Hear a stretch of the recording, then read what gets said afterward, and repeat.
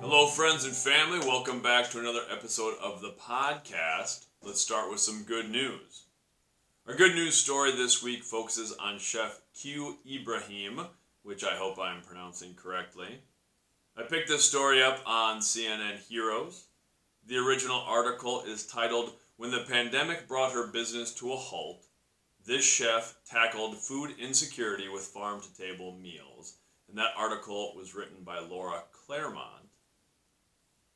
The story focuses on Chef Q Ibraheem. I went to her website, checked out some of the things she's doing.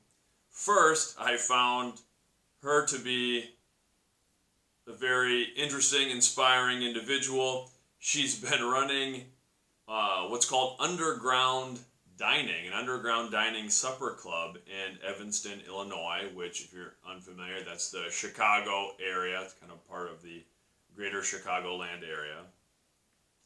And the underground dining, the way I understand it, that's not something that we have locally where I live, is kind of these pop-up restaurant experiences where people can come in and the locations would change and it would be sort of a special event type of supper club, which seems very cool anyway. But it appears it's kind of a higher end sort of thing, fairly expensive for the meal, couple courses, that sort of thing. And when the pandemic really shut things down, Chef Ibraheem wanted to support her community and help people who were struggling with food insecurity. So she started a program called Kids with Coworkers. I really like that name because the coworkers in the title refers to the parents, guardians, adults with whom kids were now spending time at home. And that's kind of just a fun way to frame it, because a lot of people were working from home, some still are, that these kids are now at home with their co-workers. And based on the information in the article, this program has provided something like 60,000 meals to over 600 people who were struggling with food insecurity or have been struggling with food insecurity throughout the pandemic. That's an amazing thing. We've featured a couple different organizations who have dealt with food insecurity during the pandemic, and I guess I'm just sort of drawn to that concept because there is something so essential and basic about feeding someone, about providing a meal for someone. And I know that I have a strong personal connection to that. My children and I spend a lot of time when we come home at night after our busy schedule. We like to really prepare food and do it together and sit down at the dinner table and spend an hour eating supper together because it is a communal experience. And there's, I think, just something so basic and human about preparing food and sharing that with others. It's a very humanizing thing. So I really like that. Chef Q mentions that the way she phrased it is, food is my ultimate expression of love. That's such a wonderful thing to share with people. However we express our love is an important thing to share. If you want to check out more on what Chef Q Ibraheem is doing, go to chefqibraheem.com, and that is spelled Chef, C-H-E-F-Q, just the letter Q, and then Ibraheem, I-B-R-A-H-E-E-M.com. And the other things I thought about when reading this story and checking out Chef Ibraheem's website was just the idea of helpers. I love Mr. Rogers. That's something that Fred Rogers would often talk about. in challenging situations, look for the helpers. That there are always people who are willing to and eager to step up and help others. That's such an important thing for us to look at in troubling times. And it's been a difficult time for a long time for many people. And it's easy to become jaded and bitter when we see things in the media, we see opposing views, we see so much anger and viscera out in the world. It's important for us to remember that there are helpers. That there are people who just want to lend themselves and their skills to others, and that we too can be that. And we've featured a few stories on here that deal with people who have stepped up during the pandemic. And I continue to think that. I think I've had this thought since the beginning of the pandemic that this could be such an opportunity for us to unite and come together. And I think some people in some ways have, but I also think we see a lot of the division. There's so much division between political views and even things like vaccinations. And I'm not trying to comment on anyone's opinions or perceptions, but I think if we go through this pandemic that we've been in for a long time, and we only find more division, what a terrible lost opportunity that will be. That is really tragic, because this is something that is impacting so many people around the world. It's something that's changed the way we live. And it could be something that unites us and reminds us that we are so very similar, and that we still can disagree, and that we can have thoughtful discussions and arguments, but that in the most essential human ways, we are so similar. And this is a way that we can unite and come together and help each other. So that's our good news story for this week.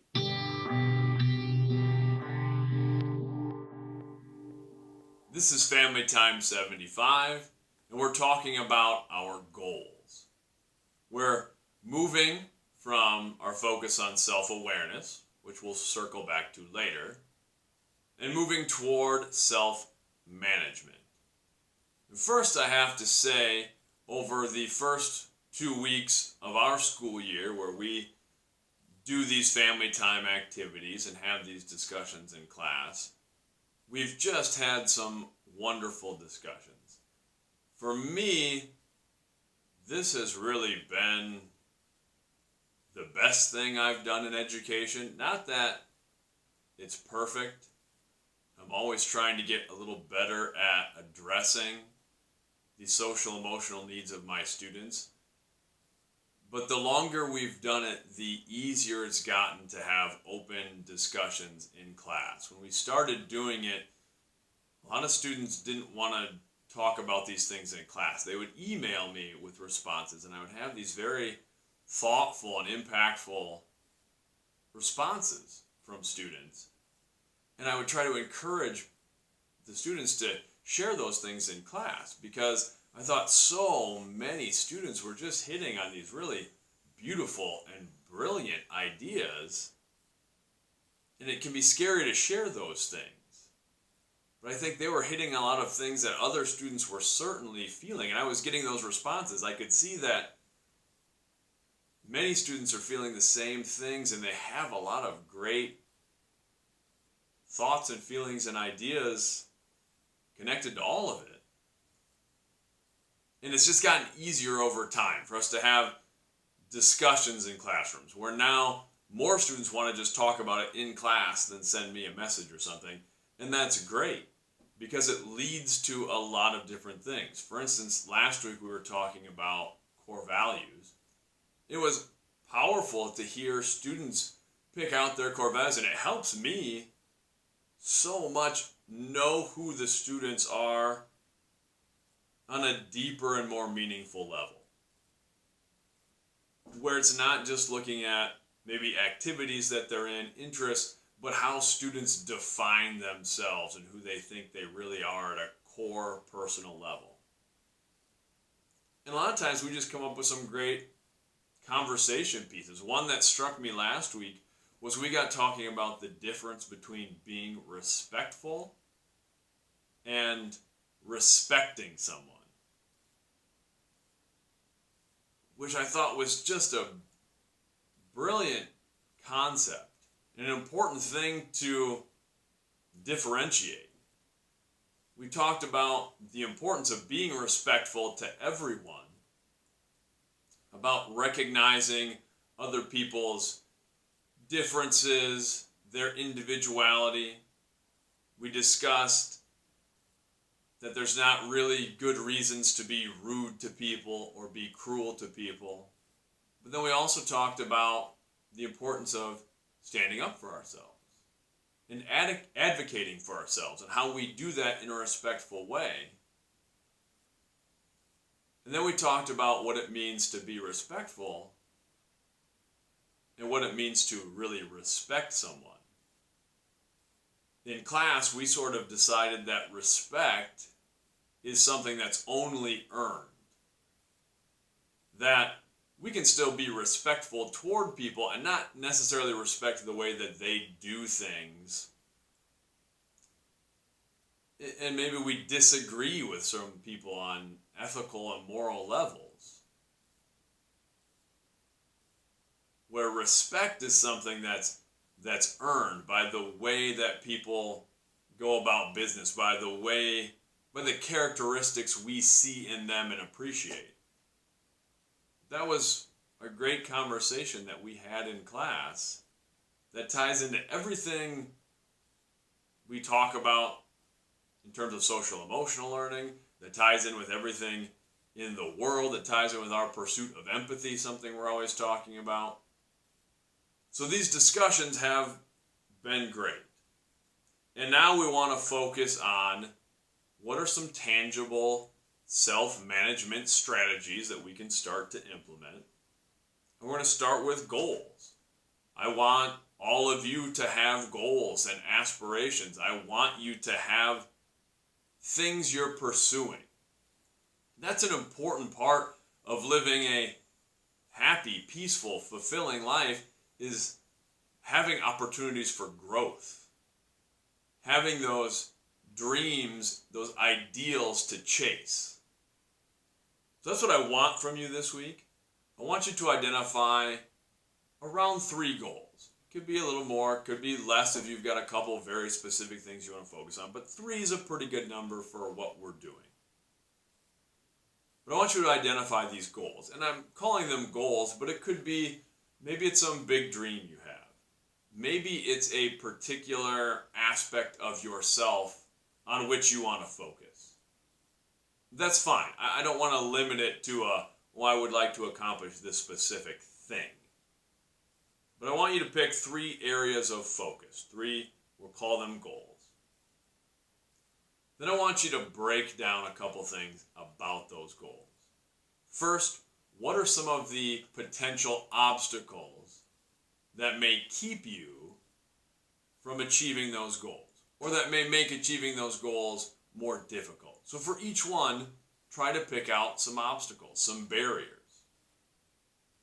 Next, I want you to consider what resources you have that could help you achieve those goals. So we're looking at the challenges, and then we're looking at the resources. And the resources could be individual, personal skills, could be other people who can help you, can be financial resources, time resources, whatever it might be. What are the things at our disposal that can help us reach these goals and overcome those obstacles. And the next thing I want is for you to consider what you're willing to sacrifice to accomplish those goals. And I want you to be specific. For me, sacrifice is essential to success in any endeavor. Because everything in our lives exists in a balance. And when we want something different in our lives, or we want some goal, we have to ask ourselves, what do I really want, and what am I willing to give up to get that thing? That's what it really comes down to. Sometimes it's sacrificing time. Oftentimes, it's sacrificing something that would maybe be more enjoyable in the moment, delaying that instant gratification for what we ultimately want down the road. Sometimes it's separating ourselves from situations or even people who might be holding us back and really being obstacles to what we want to achieve and where we want to go. So we have to be honest about that. And sometimes we have things where maybe we're not willing to give up certain things that would help us reach that goal, and that's okay. But we have to be honest and say, if I want to achieve this thing, it appears that I might have to give up A, B, C. And if I'm not really willing to give those things up, maybe I need to be honest and reassess what my goals should be. And that's okay. Then we're going to talk about in class some ways that you can specifically set up the management and accountability of your goals. There's a lot of things out there. Some things are going to work different for other people, but I want, really more than anything, I want you to try something. And if you find that this particular management strategy for your goals doesn't work for you, that's okay. You can always change, but you're not going to know what works if you're not trying something. I don't think we can really have a goal and not put in some sort of plan to reach it. It makes it very difficult to accomplish anything if we're just saying, well, this is what I want, but I'm not taking tangible, functional, measurable steps to get there. So for me, and maybe I'll post a picture of this on socials and things like that so people can see it who are just listening to this. I know it's going to be hard to see on the video, but my goal management strategy is something like this. Looks like just sort of a lot of scribbles on a yellow legal pad for those who are just listening. I like to use notebooks and legal pads and sketchbooks to mark down notes for things.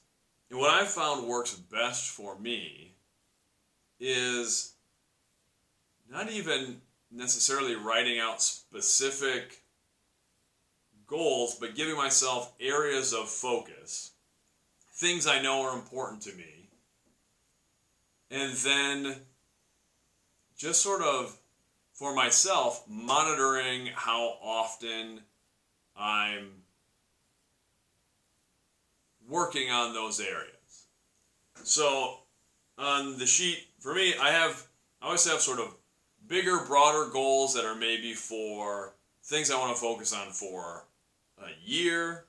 Then I kind of break that down by the month. So I have on this sheet of paper, this is from August, so it's right on top, August 2021. And then I have things I want to focus on. The first thing I always write is my kids, my own children, and then I'll put kind of a subcategory on that. So I put kids, and then I just put quality. To me, that's just a reminder, especially at the beginning of the school year. I'm coaching football, school's going, my kids have sports, we're very busy in the fall. So I just put quality under kids.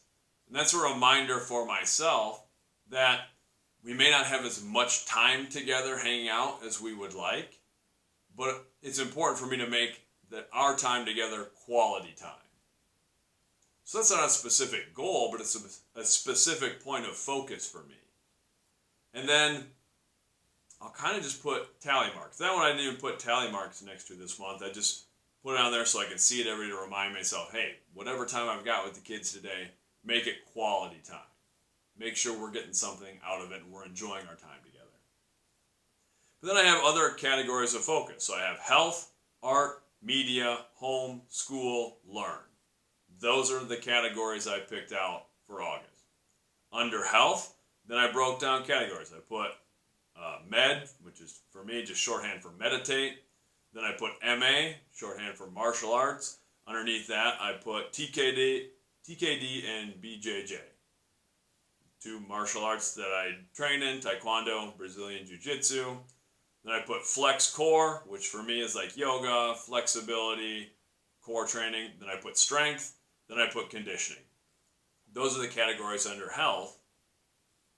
And to me, it's a reminder I've been kind of focusing on doing a variety of things for my physical and mental health. So meditation, martial arts training, kind of the yoga, flexibility training, strength training, and conditioning. And then I just literally put a tally mark next to those categories whenever I do something that lends themselves to it. So I usually meditate pretty much every morning. It's part of my routine. I think I missed one this month. If I look back at my tallies, there was one morning where got up and got going right away and didn't take the time to meditate. But I think other than that, I hit every day this month. That's a way to hold myself accountable. I can look and say, okay, did I do a pretty good job with my meditation this month? Or is that something I need to reassert my focus on? Or that's something that's pretty much a habit. I can look at my other, if it's my martial arts training or things like that. Do I have a lot of days where I've hit that? Maybe I want to do a little bit more. I can go like that for each category. So art, that's sort of the creative things that I do. So I have like blog posts under there, book, and art. There I've got some tally marks next to the blog post stuff I do, to the different visual art stuff I do. I wrote book on there because that's something as an author I'm always trying to write and kind of have something going for the next book. I've got an outline for a book, but that's something I didn't spend a lot of time on this month. So that reminds me that, hey, maybe next month I can reassert myself on that. I don't need to go through every category, but that I've discovered is what works for me. I give myself these headings, these points of focus for a month. And then during the month, I'll write down for each week. I'll just write out the days. And then I can mark down what I need to focus on that day.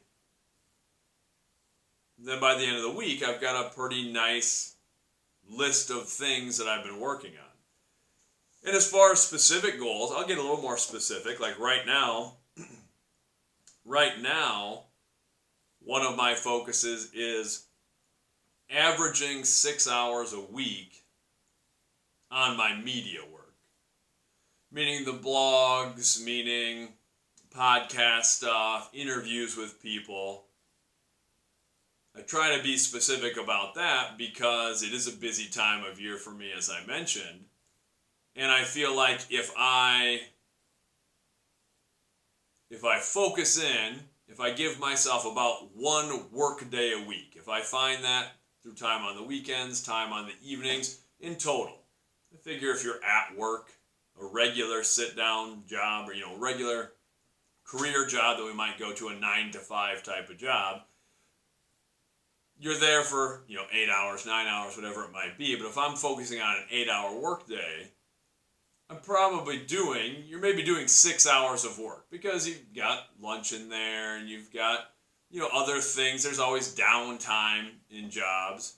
So if I'm like, okay, I'm gonna set aside one work day to work on my media stuff because that's something I want to continue doing. That's an area in which I want to continue growing. 6 hours a week. And then I say on average. If I've got a week that's really busy with a lot of stuff, I can still be hammering away, but then I mark down how much time I do each day. And there's some days where I will literally put 0.25, meaning 1/4 of an hour, where on that day, I only got in 15 minutes of media work, but it adds up. So if I'm really busy at the beginning of the week and I've done 15 minutes one day and did 30 minutes the next day, maybe I got an hour one day, by the time I get to Friday, at least maybe have a couple of hours. And then if it's on the weekend, sometimes I can find 3-4 hours at a time to sit down and really work and give myself office hours to sort of meet that goal. And maybe there's a week where I only get 5 hours of work in. But instead of beating myself up because of that, I say, next week, maybe I can find a little more time to average out that 6 hours. Maybe I get 7 or 8 hours in of work this week because I don't have as busy a weekend. Maybe my kids are with their mom, so I have a little more time. Then I can hit that average. And that's what I'm shooting for. So we're going to talk about in class ways that you can help manage your goals. But it really starts with identifying what they are. Identify specific goals or specific areas of focus for you. I know I've had some students right now who are seniors who are thinking about what's the next step going to be. They're at the beginning of their senior year of high school, but that's a time to really be thinking about, where do I want to go from here? What do I want to do next? Well, that can be an area of focus. Maybe it's not a specific goal that, like, by December I want to have a plan. It doesn't need to be that, but maybe it's writing down, I want to focus on figuring out what I want to do next year. And then you can just make tally marks. Or you can write down, here's how much time I spent on it. Or then you can break it down into smaller pieces of, did I look at different options for college or career options? Did I look at post-secondary programs? If that's one of the aspects you want to focus on, you can make marks. It gives you something to measure. That's what we're doing this week, moving towards self-management, looking at something tangible, our goals, our aspirations, our areas of focus. Let's have another great week of school, or another great week for anybody who's listening to this. Much love. Our blog post this week is Fight Pain with Pain. We all face difficult times. We all have challenges. We all face hardship. Often, the best way to really overcome those challenges is through more pain, through more hardship. That's a difficult reality sometimes. There's a part of all of us that wants to be comfortable, that wants to avoid hurt and pain. And that's okay.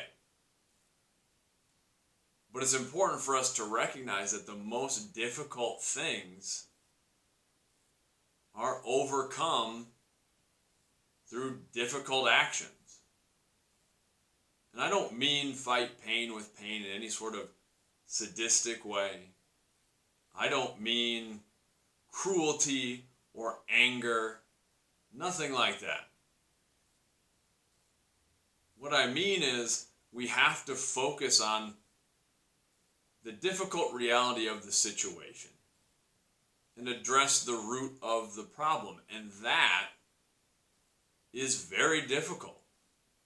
That is often painful. If we want to change something about our physical health, for instance, we might have to change our diet. We might have to start exercising. Exercising is a very simple example of this. If we haven't actively been exercising for a long time, the first time that we run or lift weights can be painful. the next day or next couple days, we can be incredibly sore. I think of times in my life where I haven't been able to work out due to an injury or a surgery or something like that. And then when I jump back into it, oh my goodness, I have days where I lift weights for the first time in a while, and it's like, oh, I'm pretty sure I'm going to tear my hamstring if I bend over today because I'm so sore. And that becomes more of an issue as we get older. But the way to overcome the pain of not feeling how we want to feel physically. And I'm someone who I've had physical health issues I've talked about before. That's a painful thing. To not feel how we want to feel. To not be able to do the things physically we want to do. And I don't think people need to all have the same expectations or feelings about that. But it's hard when we lose functionality or we lose things we want to be able to do. That's painful. But the only way to really get that back, to improve our health or improve functionality that we've lost, is through painful activities, is by exercising, is by creating new routines and new habits, which is also difficult. The same is true of our mental health. If we don't feel how we want to feel, if we're not experiencing and enjoying life in the way we would like to, we often have to ask ourselves difficult questions about why we feel that way. We have to do things like maybe it's going to therapy and unlocking certain things from our past or certain behaviors that are difficult. It's sometimes hard to be honest about our own behaviors or our own personal trauma. Facing those things, facing past traumas is very difficult. But it's often the only way to really address the pain we're feeling on a day-to-day basis. So that's what I mean when I say fight pain with pain. It's not looking to increase the hurt in your life.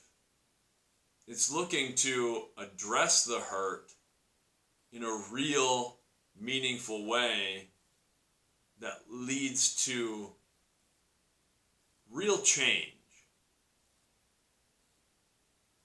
And we have to get to a point where we understand that the pain of transformation, while difficult, is much less painful than the pain of stagnation, than staying in a state that is not where we want to be, that is not who we want to be.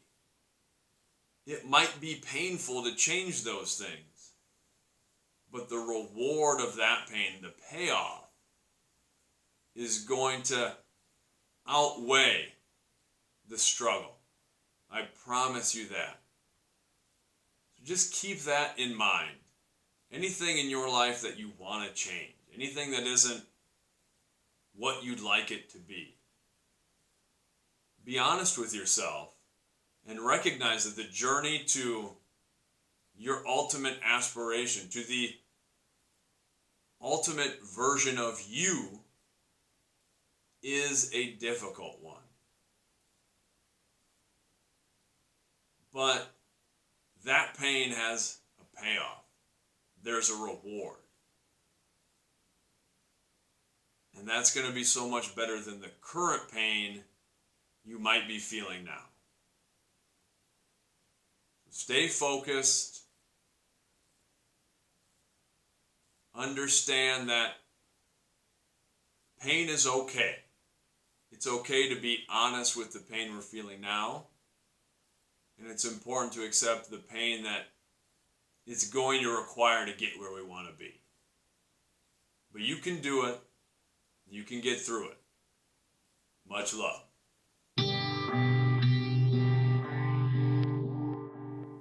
This week's podcast is brought to you by the platypus. Find the majestic beaver, duck, kangaroo in you.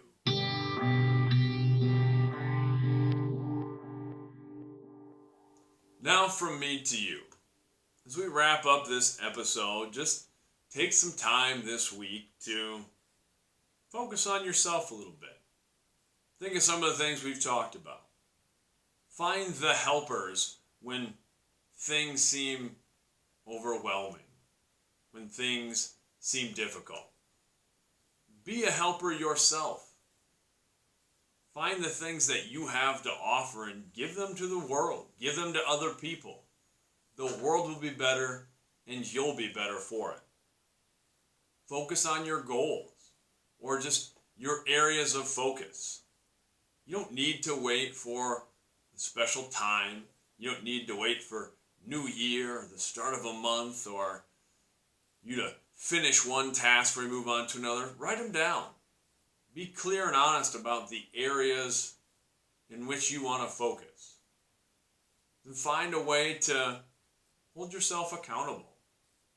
You don't need to beat yourself up. It can be as simple as making a tally mark every time that you focus, that you do a task for one of those areas of focus. And it's okay to celebrate those things and to reward yourself for doing a good job and for just being on the path. You don't need to wait until your dream comes true to celebrate. Celebrate the journey. Celebrate the fact that you're taking steps in the right direction. Because that's what it's all about. Understand that your journey might be a painful one. The most significant journeys are. The biggest changes are difficult and painful. But you're capable. You have the skills and the strength to make the journey. And while the trip may be difficult, the road may be hard, you're going to get stronger. And the pain of achieving things and of growing is much more satisfying than the pain of staying in the situation that you're in, the unhappy situation. Whatever is eating at you, that's painful. And the journey out of it is painful, but there's light at the end of the tunnel. There's satisfaction and growth and reward at the end of that journey. So that's it for this week. Thank you for joining in with me. I mentioned earlier in the podcast episode some of the wonderful conversations we've been having in class. And I do want to continue to make this podcast, this format, more interactive. So if anyone has anything they want to share, whether it's a good news story, whether they want to talk about their goals or how they manage them, whether they want to talk about a painful journey that you've taken that's led you to a happier version of yourself, feel free to connect. Email me at LukeNielsenMedia@gmail. Reach out on any of the socials or the streaming services. It's pretty much Luke Nielsen Media at everything. LukeNielsen.com. I'd love to hear from people and feature some of their stories. Until then, love yourself, love each other, love the fight.